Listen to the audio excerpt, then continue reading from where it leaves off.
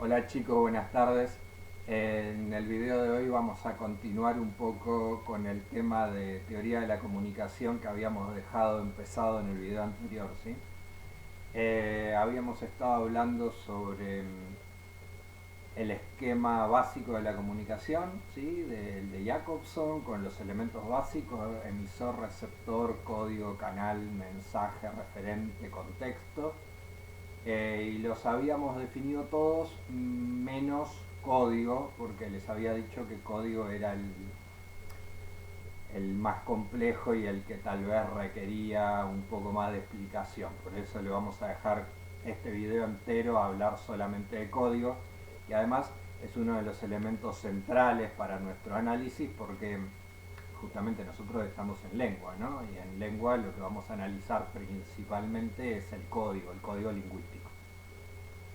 Bien, eh, habíamos dicho solamente que la definición era que el código era un sistema de signos que usábamos en la comunicación. Pero la complejidad estaba en que tal vez tanto sistema como signo eran conceptos que debían ser definidos. Entonces, en principio, a ver, sistema. Eh, La noción de sistema seguramente la trabajan en otras materias también, por ejemplo en sistema de información contable o en informática, ¿sí? El sistema operativo. Eh, la idea de sistema sería como un conjunto ordenado de elementos. Eh, o sea, si yo tengo una bolsa de papas, es un conjunto de papas. Pero no sería un sistema, porque no hay entre los elementos que la componen una noción de orden. No hay una que tenga que ocupar un lugar determinado en relación con los otros, ¿sí? Si a la noción de orden le agregamos la de función, entonces estaríamos hablando de una estructura, ¿sí? Por ejemplo, la escuela. La escuela sería un buen ejemplo de sistema. Hay un conjunto de personas y entre esas personas se establecen determinadas relaciones de orden. Por ejemplo, en qué año están. Entonces ustedes son de primer año, sus compañeros son los de primer año. Son de segundo, sus compañeros son los de segundo. ¿Sí? Hay una determinada noción de orden, en qué salón, por ejemplo, se tienen que ubicar. Eh, y la escuela no la componen solamente los alumnos, también estarían los profesores, y ahí también hay una noción de orden, determinadas relaciones entre docentes y alumnos, y también están los directivos y va, va, va. Si a eso le sumamos también la idea de función, estaríamos hablando de una estructura, porque cada uno de esos elementos tiene una función diferente. Pero con que entendamos la idea de sistema es suficiente. En la parte en la que resulta más evidente que el código es un sistema es en el estudio de la sintaxis. Cuando ustedes analizan lo del sujeto, el predicado, esas cosas, ahí se ve claramente que entre las palabras que componen el código lingüístico hay un orden necesario, ¿sí? No puede ir cualquier palabra en cualquier lugar. Yo puedo decir la sangre roja o la roja sangre, pero no puedo decir roja sangre la. Esa oración sencillamente es agramatical, no forma parte de la realidad del castellano. Eh, Viola el orden sintáctico permitido dentro del sistema. Bien, más o menos, eso sería la cuestión de sistema. La otra cuestión que había que definir es el concepto de signo. El concepto de signo es bastante complicado. Tiene una definición muy simple, podríamos basarnos en una definición muy simple, pero lo que no es muy fácil de entender. O sea, un signo se supone que es algo que yo uso en lugar de otra cosa y que de alguna manera, natural o convencional, evoca esa otra cosa que sería su referente. Entonces, por ejemplo, una señal de tránsito. Yo tengo el cartel de ganado suelto, por ejemplo, ¿sí?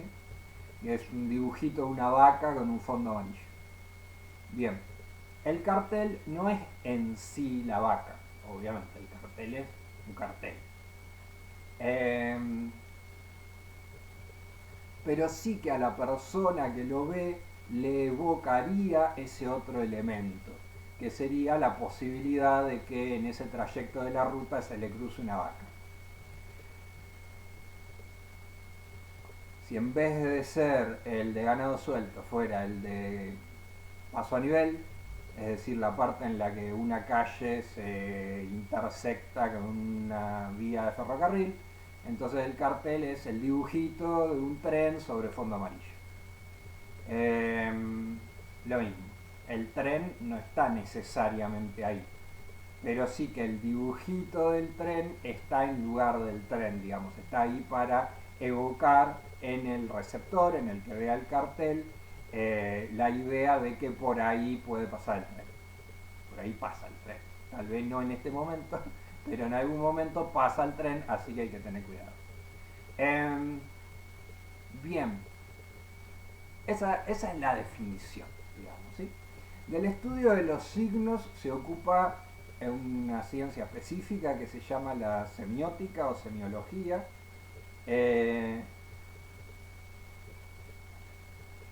Dentro de los distintos signos está el signo lingüístico, dentro de los distintos códigos que forman esos signos está el código lingüístico. Nosotros nos vamos a ocupar particularmente de este, ¿no? Porque es el que estudia la lingüística, que es lo que es específico de nuestra materia.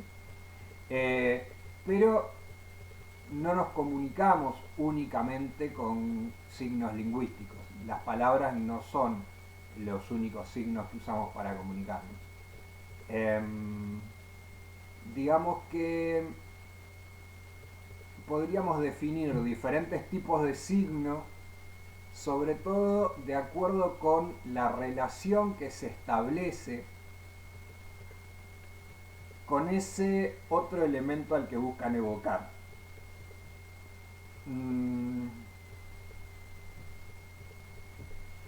A ver, hay una forma más teórica de decirlo. El que definió bien todo esto es un lingüista que se llamaba Ferdinand de Saussure, ¿sí?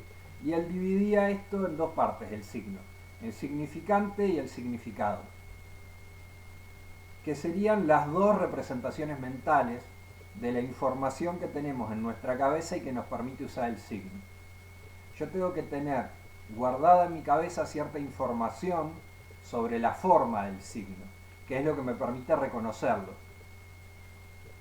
Por ejemplo, si yo escucho una palabra en castellano y soy un hablante del castellano, mi cerebro reconoce esa forma, ¿sí? Porque es parte de la información que tengo como hablante de castellano. Yo escucho la palabra ventana, ¿sí? Y entonces mi cerebro reconoce esos sonidos como un signo porque tengo esa información guardada. Eso sería el significante. Y el significado, tal cual el uso habitual de la palabra significado, lo que significa la palabra, ¿no? En qué cosa pienso yo, qué significado me evoca la palabra ventana, ¿sí? Si yo no fuera hablante de castellano, o si siendo hablante de castellano escucho una palabra en otro idioma, Windows, entonces en inglés, tendría que tener ese significante incorporado para reconocer que eso es un signo y para saber qué cosa significa. Si en vez de la palabra en inglés la tengo en otro idioma, no sé, en italiano, de la palabra finestra, entonces escucho finestra, y si yo no soy hablante de italiano, no tengo incorporado ese significante, entonces mi cerebro lo va a buscar, va a decir, a ver, ¿qué es finestra? No, va a decir, acá no hay nada, esto no, no tengo este significante. Si no tengo ese significante, puedo tener el significado, pero va a conectar con otra cosa y va a ser otro signo, ¿sí? Espero que más o menos esté claro. Bueno, entonces, de acuerdo con la relación que hay entre esas dos partes, ¿sí? Podemos reconocer diferentes tipos de signos. En el signo lingüístico, o sea, las palabras son signo lingüístico. Cuando yo diga signo lingüístico es sinónimo de palabra. ¿Está bien? En el signo lingüístico, la relación entre el significante y el significado, o sea, entre la forma del signo y el concepto que el signo transmite, es arbitrario. Es decir, no tiene ninguna relación lógica. Si yo les pregunto a ustedes por qué a las cosas las nombramos con las palabras que las nombramos, con los sonidos que usamos para nombrarlas, no hay una respuesta lógica a eso. No hay una relación lógica entre el significante y el significado. Eso quiere decir que entonces el signo lingüístico es arbitrario. Ustedes pueden encontrar una relación entre los elementos del sistema. Pueden decir, la ventana se llama ventana porque por ahí entra el viento, profesor. Yo le voy a decir, está bien. ¿Y por qué al viento lo llamamos viento? Y alguno me puede establecer una relación incluso con otro sistema. Decime, porque viento viene del latín ventus, profesor, que quería decir viento. Ah, muy bien. Y yo le voy a decir, ¿por qué los romanos le decían ventus al viento? Y va a llegar un punto en el que vamos a tener que reconocer que no sabemos. Así de sencillo. No sé por qué el primero le puso al viento la primera palabra que sonaba parecido a viento. No sé. Es arbitrario. Bien. Entonces, ¿cómo hacemos para entendernos si no hay ninguna lógica que conecte las dos partes del signo? Si nadie puede a mí explicarme por qué las cosas se llaman como se llaman. Bueno, la respuesta es porque el signo lingüístico, además de ser arbitrario, es también convencional. Esto quiere decir que funciona a partir del acuerdo entre un grupo de personas. En este caso podríamos decir lo que es la comunidad lingüística del castellano. Si bien ninguno de nosotros sabe por qué el viento se llama viento, sí que estamos de acuerdo en usar ese significante para transmitir ese significado, en usar esa palabra para referirnos a ese referente. ¿Sí? Bueno, eso sería entonces lo que define las dos características que definen principalmente la relación que hay entre las dos partes del signo en el caso de las palabras. Ahora, en otros signos que usamos para comunicarnos, por ejemplo, los iconos, la relación es muy diferente. Yo había estado hablando antes de señales de tránsito. Bueno, en una señal de tránsito como las que yo usé como ejemplo, donde hay un dibujo de un tren para avisarme que por ahí pasa el tren, digamos que la relación es mucho más evidente. Es decir, yo sé por qué, o puedo adivinar por qué usan ese dibujito para transmitir ese significado, ¿sí? Porque es obvia la relación de similitud entre el significante y el significado, ¿sí? Tren, tren. Lo mismo que pasa con otros sistemas que operan a través de iconos, ¿sí? Como el sistema operativo de la computadora, como el Windows o como el paquete Office, que tiene una barra de herramientas, y en la barra de herramientas, no sé, si yo quiero imprimir y veo que hay un dibujito de una impresora, sé que pinchando arriba el dibujito de la impresora empezará a funcionar la impresora, ¿no? Se busca en ese caso, en el icono, que la relación entre el significante y el significado sea de una similitud evidente, que por lo tanto haga innecesario ningún tipo de convención previa, ningún tipo de acuerdo previo. Yo no necesito ponerme de acuerdo con el receptor de mi mensaje y para asegurarme que lo va a entender correctamente, porque estoy usando un signo donde la relación de similitud entre el significante y el significado es tan obvia que lo va a entender sí o sí. ¿Sí? Vamos a suponer que hay un signo nuevo. A ver, cuando por ejemplo se prohibió el uso de celulares dentro de los bancos, ¿sí? De repente, de un día para otro, uno entra a un banco y se encuentra un cartel que tiene un dibujo de un celular tachado con rojo. Y ya está, no hace falta ponerse de acuerdo antes para ver ¿qué significado va a tener ese signo? En cuanto lo veo, el significado me resulta obvio. Bueno, eso sería un icono que también se usan bastante, sobre todo ahora con la comunicación a través de medios electrónicos, ¿sí? Que me permite mandar, producir fácilmente iconos, que si no serían bastante difíciles de producir. O sea, normalmente recibimos mensajes en muchos formatos, pero en general los emitíamos siempre a través de palabras, porque estamos naturalmente capacitados para producir palabras oralmente.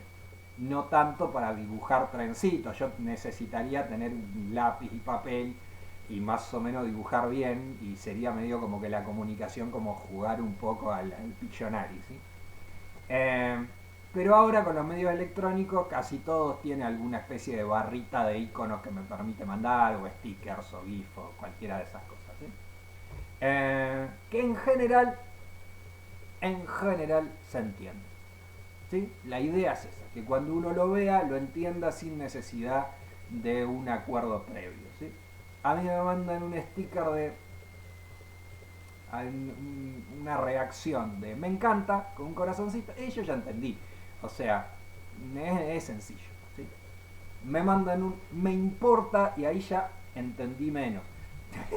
Capaz ahí falló un poco el tema este de la obviedad que se supone que tendría que tener el icono. Bueno, rapidito porque se está haciendo largo. En el medio entre los dos, ¿sí?, estaría la categoría del símbolo. El símbolo no va a ser completamente arbitrario como es el signo lingüístico, pero tampoco va a ser completamente obvio como sería el icono, ¿sí? Si ustedes quieren pensar un ejemplo de símbolo, pueden pensar en los símbolos patrios a los que están acostumbrados por los actos escolares, ¿sí? No sé, el escudo nacional argentino. Entonces, cuando eran chiquitos, seguramente una maestra ahí en segundo o tercer grado les agarró el escudo nacional, descompuso cada uno de los elementos que lo forman y les dijo, bueno, el laurel simboliza la victoria.